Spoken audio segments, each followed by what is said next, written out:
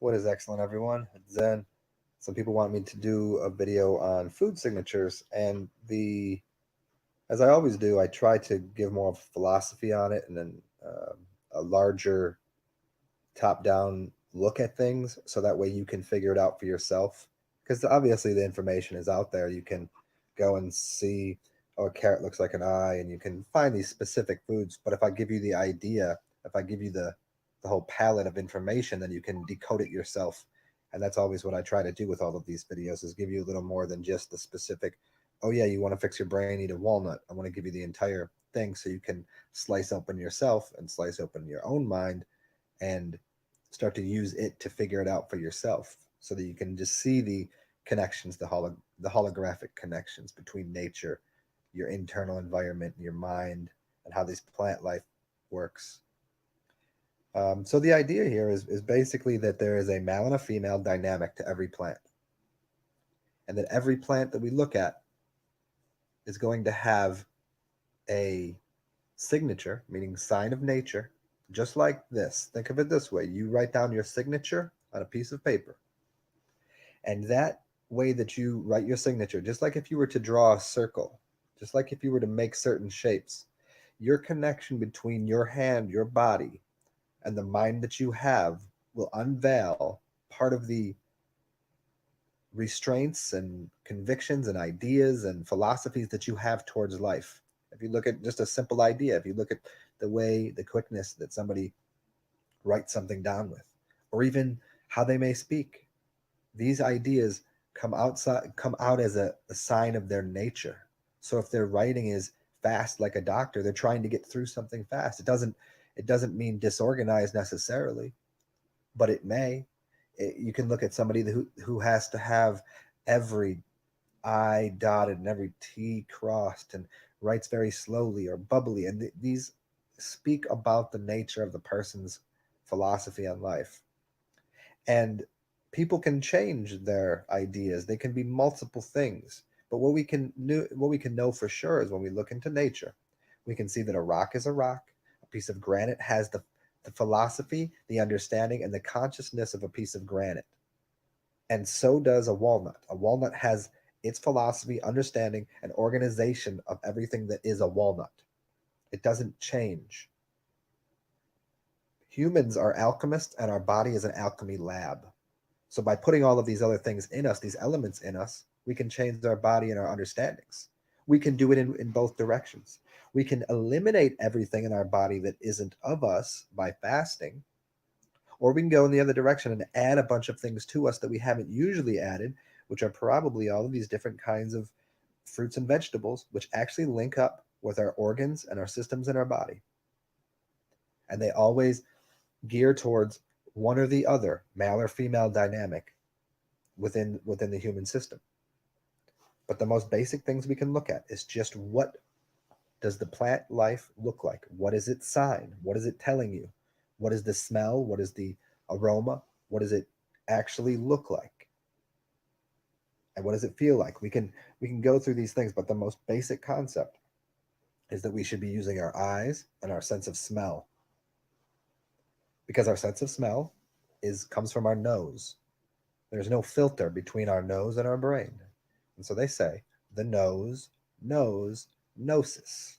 So that knowledge that comes from the nose is the most direct, highest source of knowledge. It won't steer you wrong. Shit smells like shit, and flowers smell like flowers.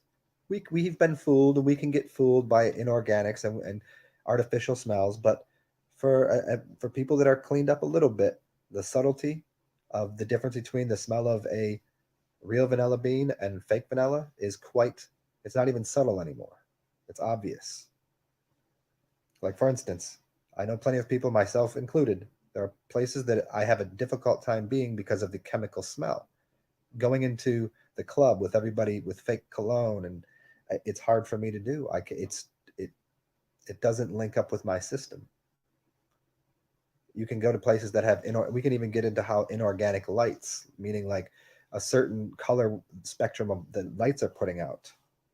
This is runs the gamut. This runs a parallel to the inorganic and the organic world, the artificiality of certain types of food even.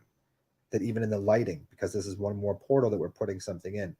And as it sounds maybe a little bit disjointed, but it's not. The light that's given off from a light bulb is in particular spectrum of rays. So sometimes it's in a very blue color spectrum. Sometimes it's in red. So that the plant life is actually putting off the same type of information. So the information that was collected from the sunshine in those plants, it collects that into the seed and then it spits it back out as a color spectrum, as a color. So you're eating that color. And so it can speak to different parts of your body. The ancients would call it chakras, or and more appropriately, we'd call it your organs, energy centers within your body that will do something within your body, within the organs, within specific things in your body. So the obvious ones here are slice a carrot. It looks like your eyeball. And everyone knows that a carrot, for years, everyone said carrots are good for your eyes. And I don't want to get into this whole, well, science has proven it. Yeah, because it just starts an argument. Let's get with the program. Let's get with the basis. What does it look like? Consume it. Does it seem like it has an effect on you? Have people been saying this for years?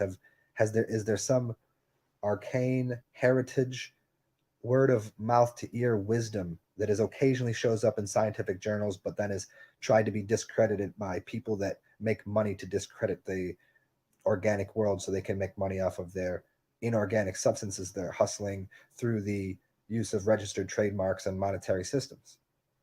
I mean, that's obvious. But surely we can find something in the organic world, because this is where we came from. There's no denying that we live on this planet. There's no denying that we came of the earth. There's no denying that the first years of our life and are the first years of our civilization, we weren't making things in an alchemy lab outside of us with inorganic salts. We were consuming of the earth, and that got us to the point where we are. So we can't just turn our back and say that it's no good. It doesn't have any source original codes in it, because it does. It comes from the sunshine, it comes from the water, and it comes out of the earth. And so it gives us a perfect look at ourselves outside of us and the things that we should consume. And I say all this because I talk about fasting and I talk about this. You can go in the expansive version, like I've said, of consuming all of these things to reorganize your body, and you can do it in the other way. That's the out breath. And you can do it with the in breath, which means, well, excuse me, I guess you would consider it the other way. You'd be consuming all of this with an in breath to contain everything, and the out breath would be getting rid of everything and fasting and getting yourself to the most basic fundamental source of life that you are. They both work and they both have their worthiness. It's feasting and fasting. It's the Mayans who would feast on all of these things and then fast to get rid of the things that were overloading their body. And so we get into these walnuts. It looks like your brain. It has two halves to it. It has oils that are very good for the brain to help with Alzheimer's. And grapes look like your lungs. They hang there like your lungs. Tomatoes, 4 chambers. It looks like your heart. Ginger, everybody knows if you have something wrong with your stomach to consume ginger. Figs are an interesting one. They're filled with seeds. Looks just like the testicles. And they actually grow in pairs. If anybody just, we'll just throw these coincidences aside. It's bizarre. It's the notion is silly. Nature has provided perfectly for us. Sweet potatoes. Oh, kidney beans. It's even in the name. Or how about an almond? It's for the amygdala. And you can even look at the names of the products of people who knew this. It's called an almond joy. And the almond joy is the joy because what you get out of the amygdala is the precursors for the chemicals that produce joy in the system. So almonds help with that. Celery. It has the same amount of sodium as your bones do. It looks just like your forearm there. Mushrooms are probably good for more than just your hearing. The avocado is one of the most, if it doesn't make sense when you look at an avocado, then you're not getting this right now. An avocado takes 9 months to grow. Everybody knows that it has lots of oils in it, it's lots of fats. It's good for the uterus. It takes 9 months to grow, and it's one seed in there, just like a baby. So avocado is everything. The whole thing is encompassed within how to help a woman to keep her her womanly parts moist and able to deliver a baby, soft, fat. So these fats are good for all of that. Now, again, all of these things that we see out here that have a male or female dynamic to them, it's not just saying, oh, only women should eat avocados, because once again, a male is just a female turned inside out. We have the same things. We have the same, we're exactly the same. One is just flipped inside out. And that's why we're not opposite, but complementary. The man goes inside of the woman, and it's like a tesseract. One goes inside and spits out the other side. It's the moon into the sun. The magnetism of the moon sucks in the energy, and the electricity of the sun spits out the energy. It's all overlaid in this reality.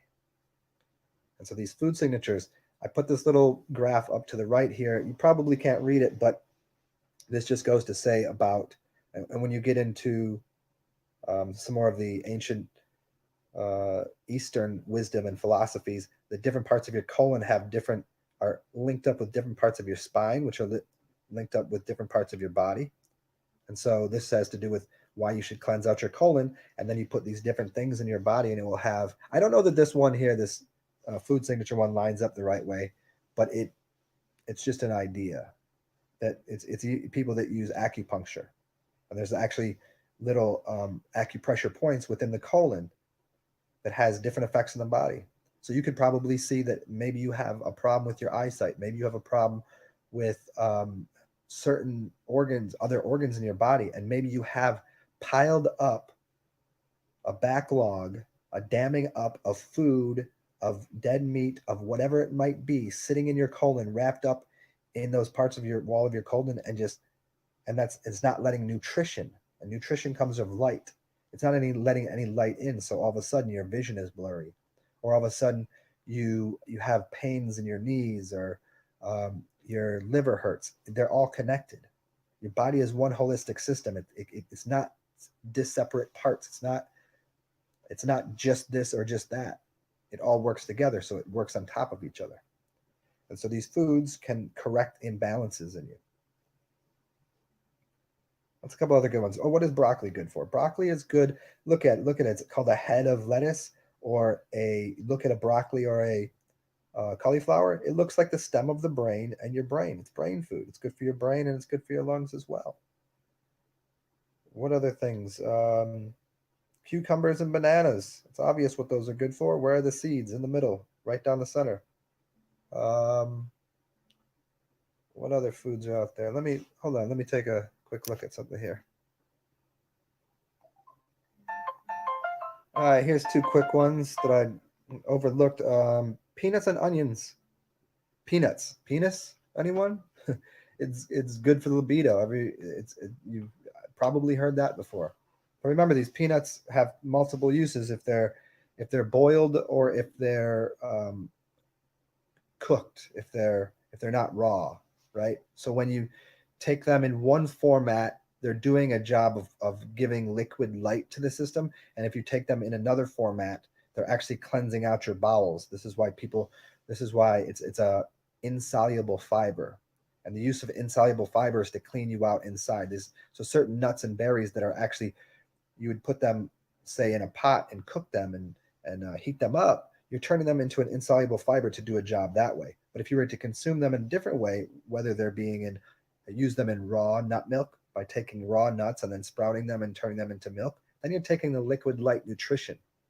So this is a way of using the different types of alchemy, of heating something up, of using the fire, because we do have thumbs, we do have a brain, and we're the only ones screwing around with fire. We're the fire carriers. And so we can learn to use the fire to change the food. Think of it this way.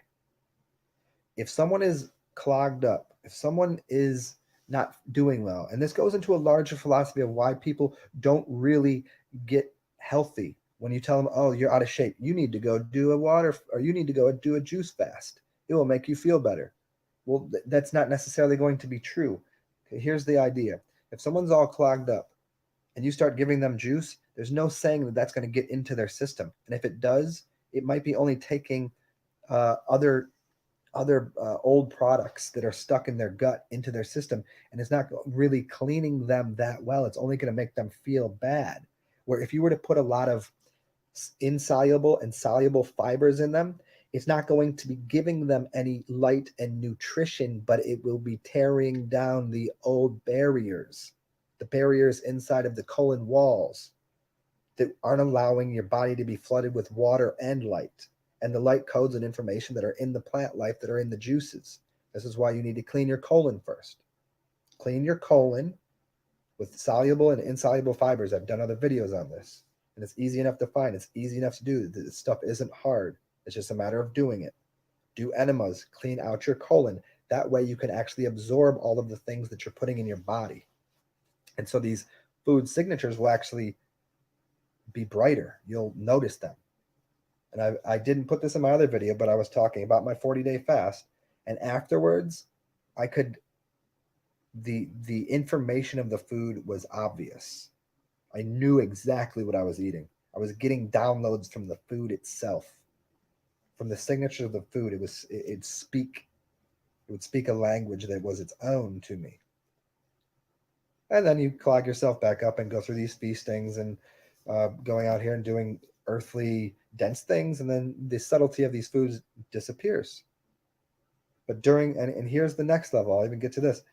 You can use the aroma and the oils. It's called aromacology or aromatherapy. The idea of taking plant life and imbuing it into oils and imbibing it through the skin, as the Swinwits or the ancient Egyptian healers, the women of the massage and the oil of the ancient Egyptians, that they would put these oils on the body so it'd suck into the body and not actually get digested through the stomach acids. You'd be getting primal source code material and smelling it through the nose, and the nose doesn't have any filters, so you'd be smelling the aroma, healing that way, and collecting the information directly through the skin without burning anything in the stomach acids. This is the bypassing of all of the ingestion of gross material product and using alchemy outside of you to push in information internally. This is high level stuff. And the way to get there is to clean your colon, to fast on orin and water, then put fruit juices in your body, and cleanse your brain by standing upside down, by doing headstands, by inverting yourself, while you're using lots of water to clean your brain out, using lots of oils through bastis and an enema to lubricate your body and lubricate your system. And then as you start to be able to ingest the aroma to get the information and the energy, then you can move on to using the oils on the skin. Not that you can't prior to this, because it's still always a brilliant idea to use massage and aromatherapy during this. But this gets to the point of getting away from the gross food matter, cleaning all your tubes out, cleaning your body temple out. Hope you guys enjoyed this one. Cheers, y'all.